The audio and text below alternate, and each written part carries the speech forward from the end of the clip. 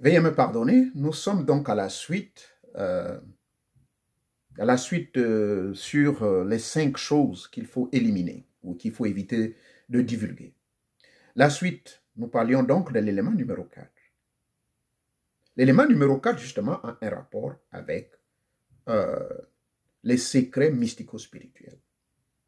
Les secrets mystico-spirituels, il faut éviter au maximum de pouvoir les divulguer. Normalement, lorsque vous rencontrez l'épouse, ou du moins le partenaire ou la partenaire, ça dépend dans quelle relation vous y êtes, si vous êtes hétérosexuel ou, je ne sais pas moi, bisexuel, disons, si vous vivez dans un couple normal, homme et femme, ou bien dans un couple un peu compliqué, homme et homme ou femme et femme, bref, ça dépend dans la relation dans laquelle vous vous trouvez. Il faut comprendre une chose, c'est que dans cette relation dans laquelle vous vous trouvez, il y a un principe.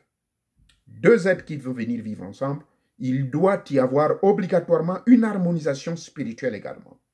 Parce que même dans le plan, que ce soit dans le plan physique, émotionnel, vous partagez tout ensemble. En plus forte raison dans le plan mystico-spirituel. Dans le plan spirituel, vous devez partager tout ensemble. Et cela est très important que cela n'échappe point à toute personne qui est engagée dans la spiritualité. Donc, les conflits commencent comment? Lorsque vous constatez, si vous n'avez pas donné des informations au cours de votre première rencontre, dire à votre épouse que ben voilà, je suis dans une pratique spirituelle, mais qu'elle n'a rien de diabolique, j'évolue en solo, j'évolue en libre penseur, je suis un initié des grands mystères, donc je me lance là-dedans, et puis, comment dirais-je, je n'aimerais pas que tu sois surprise si à certaines heures ou à certaines dates du mois, je dois me retrouver souvent dans ma chambre. Je vais être seul dans ma chambre parce que je veux avoir cette intimité avec mes êtres de l'au-delà, avec Dieu, qui agit par pouvoir délégatoire.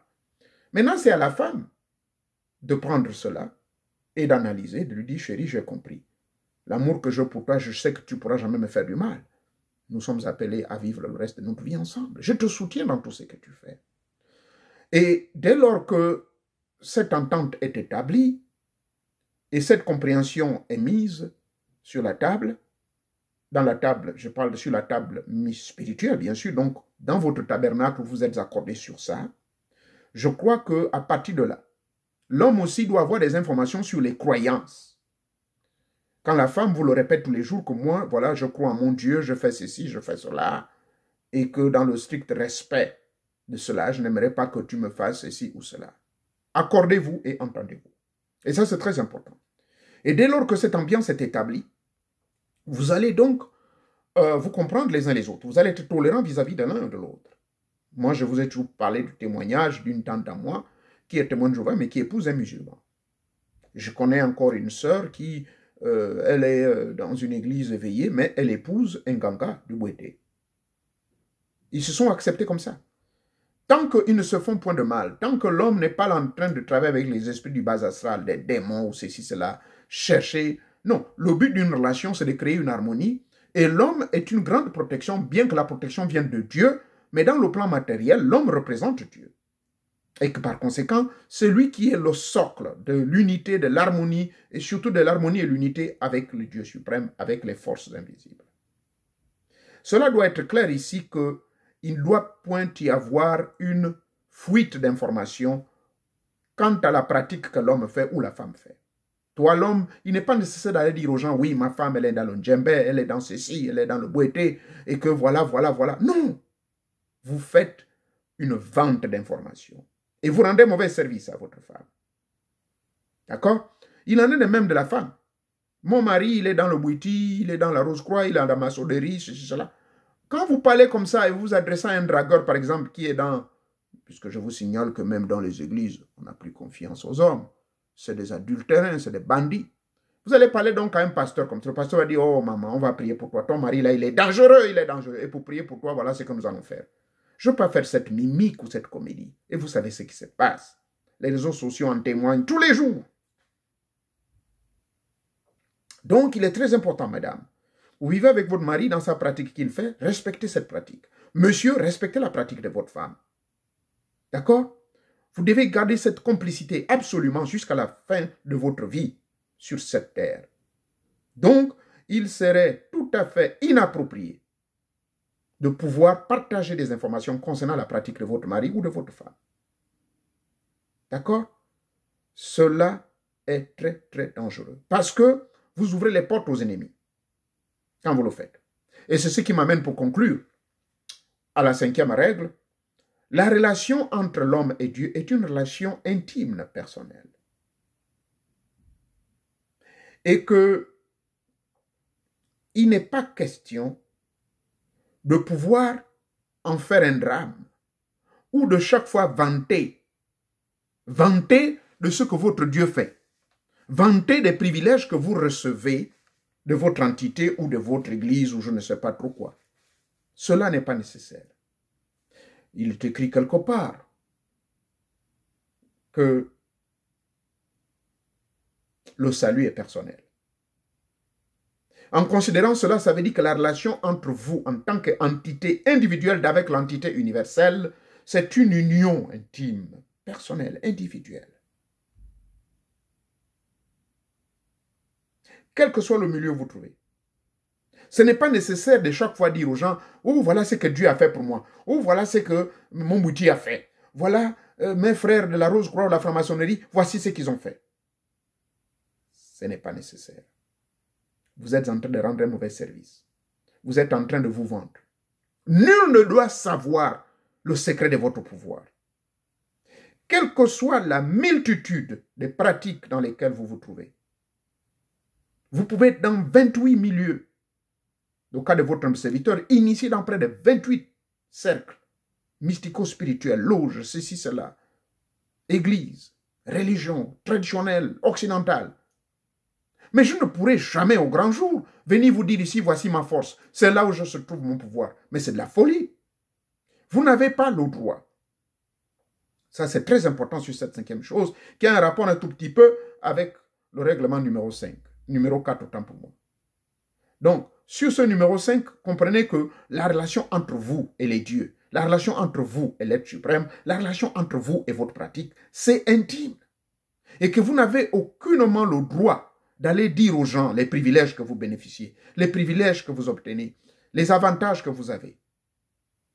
Sinon, vous ouvrez la porte à vos ennemis.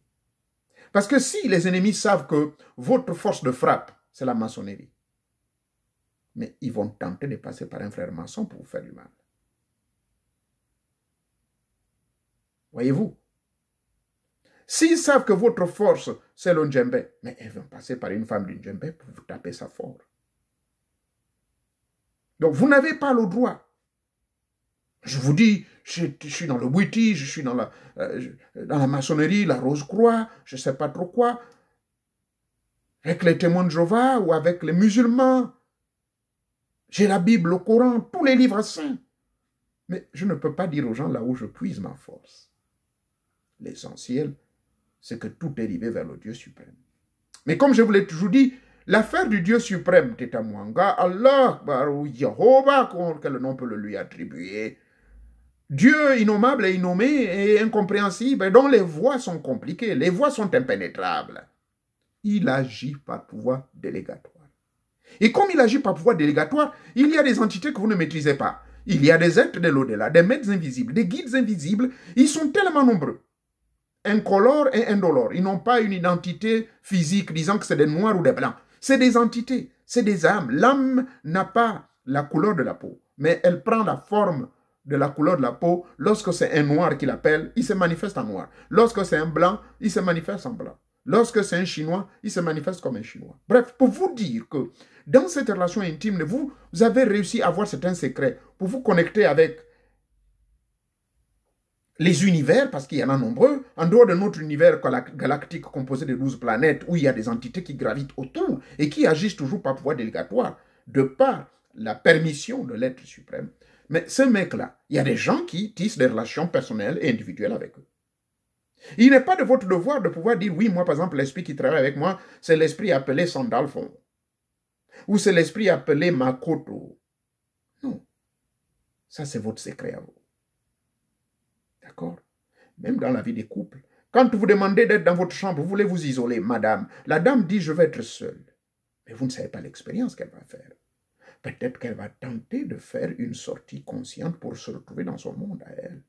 Elle va rentrer avec son Dieu Jéhovah, ou bien va rentrer avec son Dieu Allah, libérée. Laissez-la dans cette intimité. Vous pensez que c'est de la folie lorsque vous lisez le livre de Nombre ou le livre de Lévitique, lorsqu'on parle de l'ordre, de la prêtrise, des principes qui étaient établis quant à une relation entre un homme et une femme. Là, je fais allusion à la Bible. Le livre de Lévitique, veuillez le lire, s'il vous plaît. Cela montre le strict secret dans lequel l'homme ou la femme rentre dans sa relation avec Dieu. Il y a un moment où on demande cette séparation. Donc, accorder aussi cette liberté à l'homme ou à la femme de pouvoir créer cette intimité. Et que vous n'avez pas le droit de vendre la mèche. L'homme a son secret, comment le foyer fonctionne en termes de finances. L'argent tombe, la femme elle est heureuse. Ah, chérie, ah, vraiment, Dieu est grand. Ah, chérie, Dieu est grand. Mais parce que l'homme, quand il entre dans son temple, il entre en communion avec Dieu et Dieu l'aide d'une manière ou d'une autre par pouvoir délégatoire pour pouvoir créer des opportunités. La même chose pour la femme. Donc ce point doit être clair. Bien, le temps faisant toujours défaut, je ne vais pas trop vous garder, mais je vais conclure pour dire ceci. La connaissance. La connaissance, c'est l'appréhension. L'appréhension des plans invisibles et leur accomplissement dans le plan matériel. Quand vous appréhendez donc ce plan, ce monde de l'invisibilité, et la seule manière de pouvoir appréhender ces mondes, c'est créer une relation individuelle avec l'au-delà. Et quand vous créez cette relation individuelle avec l'au-delà, vous allez comprendre ces 5 principes que je venais d'établir, des choses qu'il ne faut pas divulguer.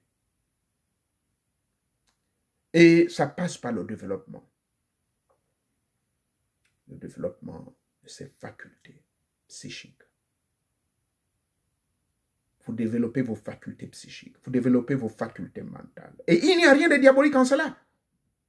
Lisez le livre de Josué, chapitre 1, verset 8, sauf si je me trompe, dans la version Louis II ou dans la version du Monde Nouveau de Témoins de Jéhovah, c'est la même phrase.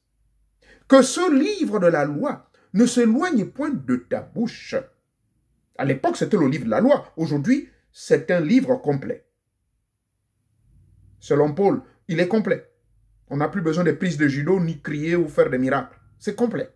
Il suffit seulement d'appliquer cela, l'appréhension de ces principes, qui passe par une application métaphysique, ce que j'appelle la mystique chrétienne. Donc,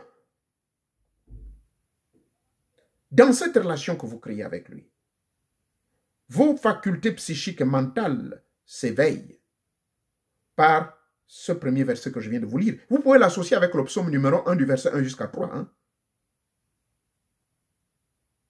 Que ce livre, ou bien que cette Bible ne s'éloigne point de ta bouche.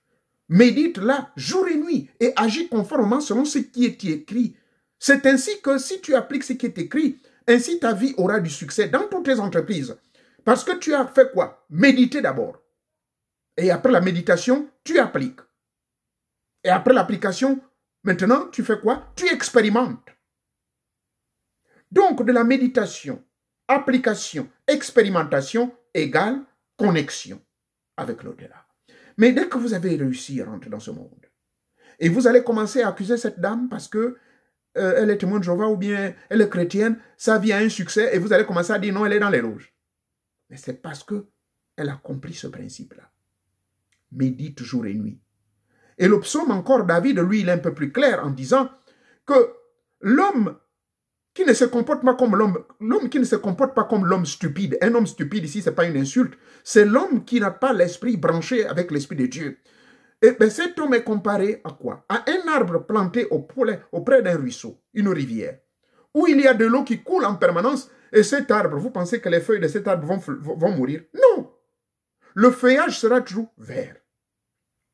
Pourquoi? Parce que c'est un arbre qui est planté à côté des ruisseaux d'eau. Il en est de même de l'homme qui garde sa connexion avec l'esprit universel, avec Dieu.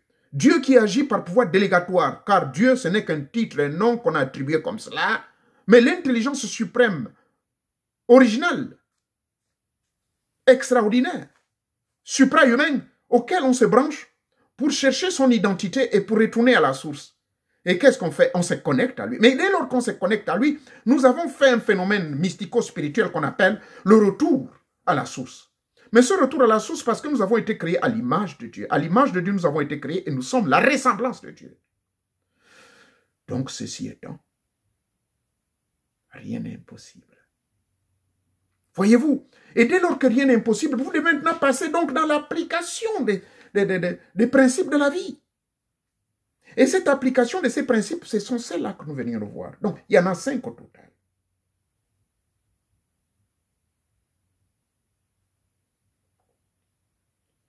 Mais dès lors qu'on n'applique pas ces choses, dès lors que vous, monsieur et madame, vous n'êtes pas dans cette complicité et fidélité dans vos principes immuables qui vous lient avec l'être suprême, quelle que soit la diversité philosophale et philosophique, c'est-à-dire selon le dogme et la doctrine, si vous restez branchés, tous ceux qui vivent dans l'obscurantisme absolu, qui sont dans les méandres du mercenariat de l'occultisme, c'est-à-dire les religieux, qui sont superstitieux, qui continuent toujours à vous persécuter.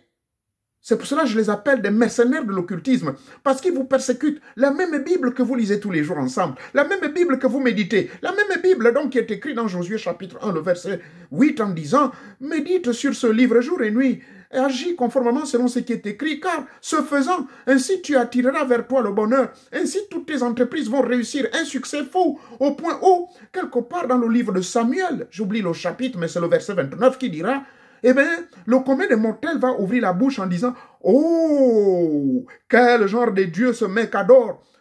Il adore un Dieu bizarre de la fortune. Comment a-t-il fait pour avoir autant de succès dans sa vie? » N'êtes-vous pas victime de cela, monsieur ou madame, et pourtant vous adorez Dieu, mais on vous accuse d'être dans les loges, parce que les gens pensent que la loge, c'est la facilité. J'appelle cela l'obscurantisme. Donc, tous ceux qui sont agents de l'obscurantisme, tous ceux qui vivent dans le mercenariat de l'occultisme, ils sont dans ce qu'on appelle, et ce que moi j'ai appelé, du salmigondi religieux. Faites vos recherches. Cherchez ce mot que les maîtres viennent de me souffler. Le salmigondi religieux. Qu'est-ce que c'est le salmigondi religieux? Allez-y, faites les recherches. C'est ainsi que prend fin donc le thème d'aujourd'hui sur les 5 choses qu'il faut éviter de divulguer n'importe comment. C'est la deuxième partie naturellement. Il y a une première partie et sera suivie de cette deuxième partie. D'accord? Maintenant, pour clôturer cet enseignement, je vais vous amener toujours, comme je vous avais promis, que je vais toujours vous donner la liste de certaines plantes. Et l'une des plantes que j'étais en train de faire des recherches, cette plante-là dépend de la Lune, plutôt de la planète Vénus. C'est une plante qui est là pour pouvoir éviter d'avoir des conflits, pardonnez-moi, qui vous aide à éviter d'avoir des conflits dans votre vie de ménage. Oui. Elle apaise, pardonnez-moi, son rôle c'est d'apaiser les conflits passionnels, d'apaiser quand il y a des problèmes dans le foyer. Et vous savez que la planète Vénus, c'est la planète de l'amour. Et cette planète, elle est là pour réguler tout ce qui est amour. Voilà pourquoi les entités qui vivent à ce niveau, c'est des entités assez spéciales. J'ai eu le privilège de visiter Vénus 4.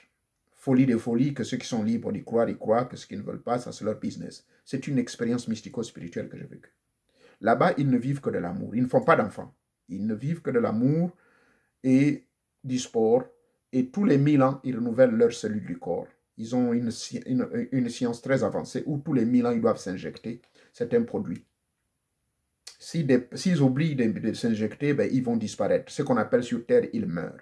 Eux, ils ne connaissent pas la mort là-bas, ils connaissent l'éternité. Mais tous les 1000 ans, ils doivent s'injecter.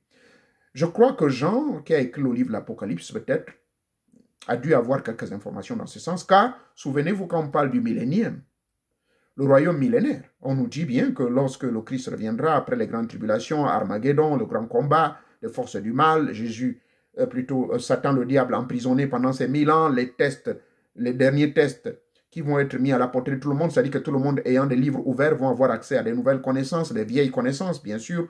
Et tous ceux qui étaient morts dans l'ignorance, donc on les ressuscite, ils viennent. La planète Terre est purifiée de toutes les impuretés, de toutes les conneries, plus de guerres, on ne parlera plus de nucléaire, de ceci, cela. Et je crois le psaume 37, 29 est clair là-dessus que maintenant, désormais, la planète va être habitée par les justes, rien que les justes. Les justes hériteront cette terre et ils y vivront éternellement en paix, car le lion habitera désormais avec le cabri et ainsi de suite. Dans le sens symbolique, c'est qu'il n'y aura plus de méchants.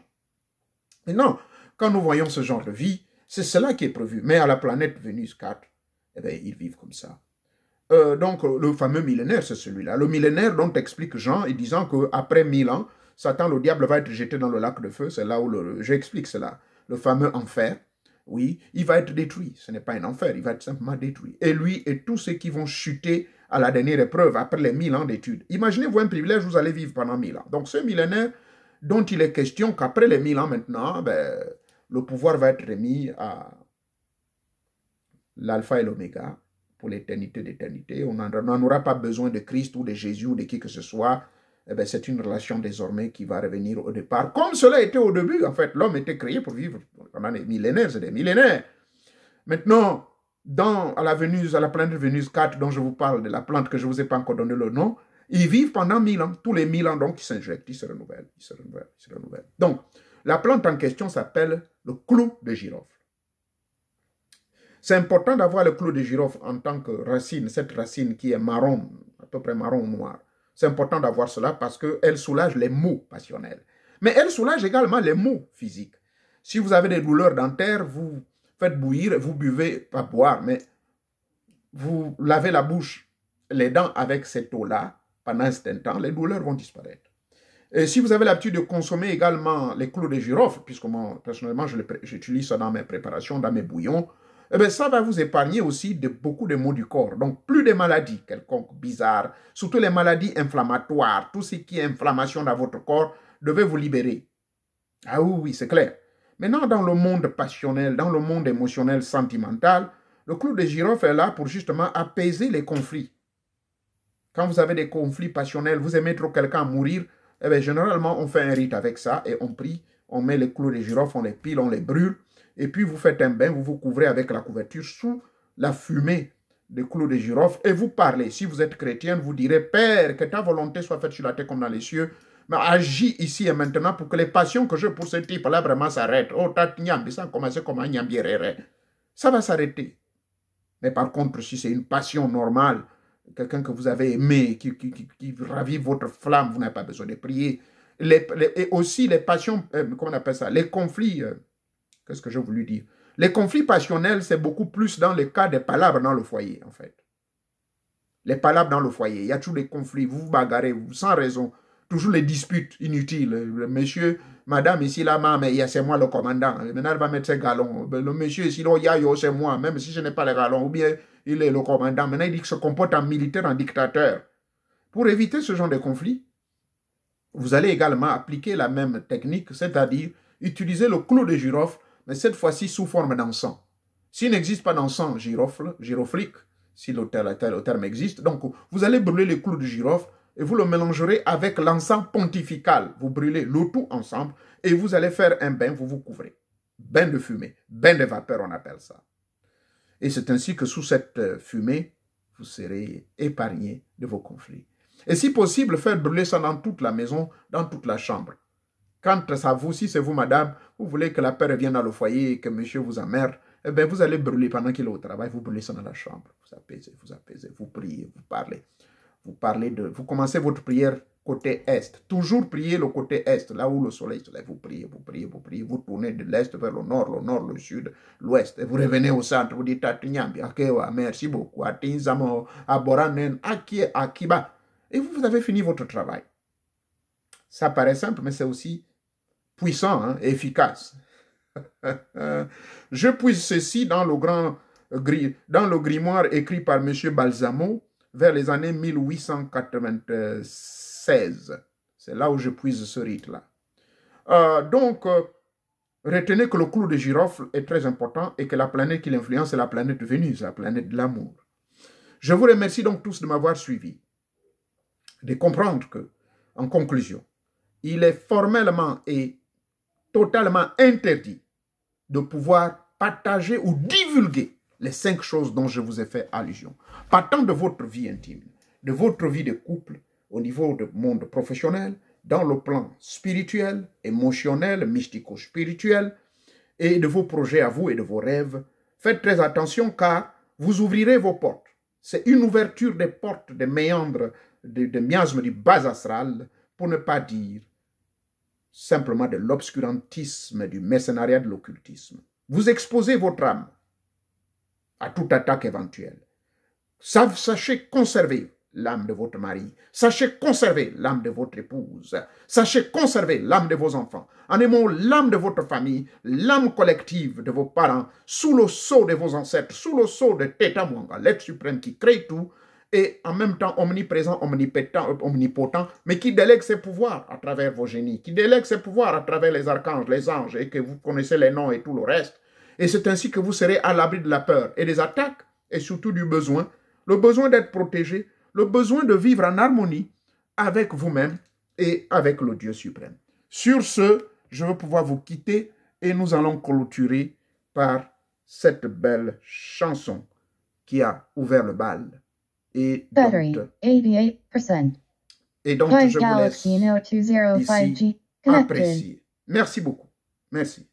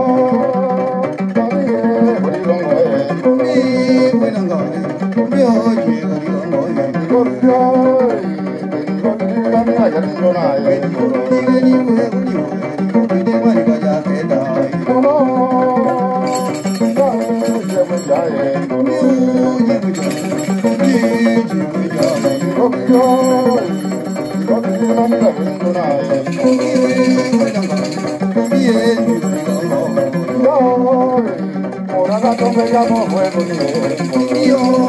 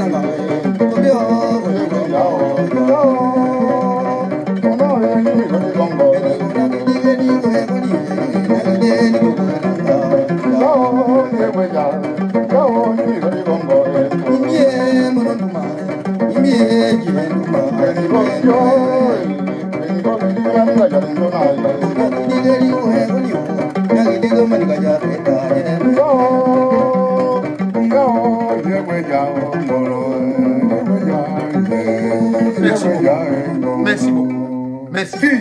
Merci. Merci. Merci beaucoup. Merci. Que témoin vous bénisse. Merci. Merci.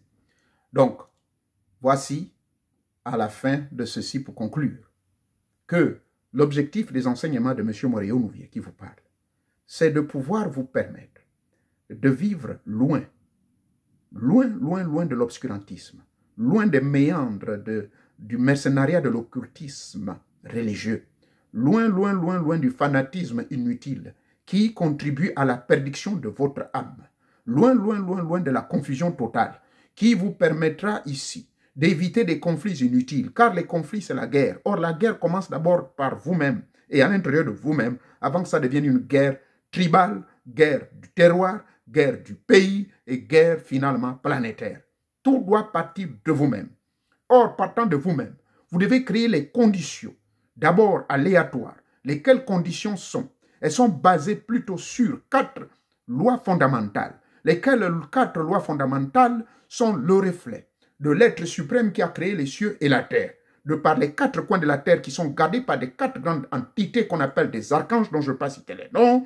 Et ces 4 lois donc fondamentales sont l'amour, la puissance, la justice et la paix. Je répète, l'amour, la puissance, la justice et la paix. Ces 4 grandes qualités et vertus divines doivent prévaloir dans votre vie de tous les jours, afin de créer ce que nous appelons dans le monde métaphysique et dans le monde spirituel, l'harmonisation. Cette harmonisation qui est un état d'esprit qui consiste pour vous de rentrer d'abord à vous-même, à l'intérieur de vous-même, de par une prise de conscience individuelle, d'avec la conscience collective universelle que nous avons tous communément appelée et ignoramment Dieu, mais qui n'est qu'un titre et qui a un Dieu, et qui a un nom autant pour moi. Un nom qui retentit dans le cœur de tous les initiés, dans le cœur de toute la création, dans le cœur de tous les 4 règnes, pour ne pas dire les 5 règnes, du règne animal, végétal, minéral, humain, anime et divin.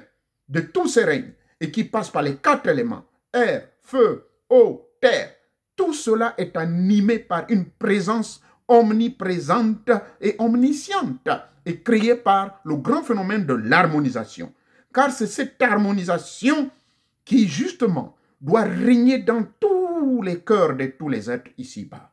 Ainsi, c'est un message de conclusion pour vous encourager à respecter ces principes immuables. À travers ma grande méditation spirituelle, jusqu'à 3 heures du matin, ils ne m'ont fait que danser et me rappeler cela. Évitez donc, s'il vous plaît, de divulguer des choses. Merci, que la paix réside avec vous. Que la paix, rien que la paix et l'amour, inondent votre conscience divine. Merci encore et bon week-end.